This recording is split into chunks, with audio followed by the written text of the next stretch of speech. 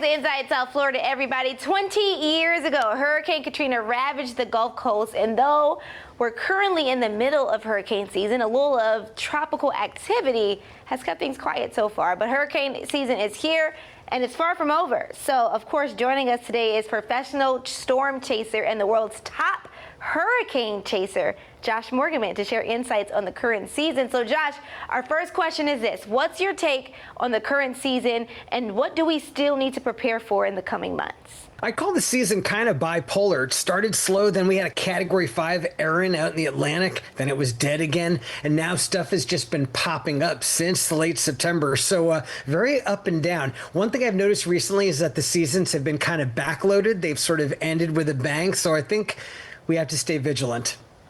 That's very true. So should we be preparing our homes even during a quiet season? Oh, 100%, and especially with your home, because your home, you're investing in sort of multi-year preparedness. And I think the three things to think about are your roof. You want to make sure your roof stays on, that it's properly fastened, because if it comes off during a hurricane, it's game over. It's going to be a lot of secondary damage. Next thing is your windows. Do you have impact glass? Do you have shutters? Do you have some way of protecting those vulnerable openings? And then the third thing is the siding. I just built my home, and I thought of the siding in my home as like its coat of armor, and that's why I went with a fiber cement siding, because it protects against flying debris, wind-driven rain, moisture, mold, rot. And I went with James Hardie, which is the top brand in that space, and that gives me sort of peace of mind knowing I did what I can to give my house that outer layer of protection. Yeah. And so, Josh, tell us about your hurricane house, right? How is it withstanding the past several storms?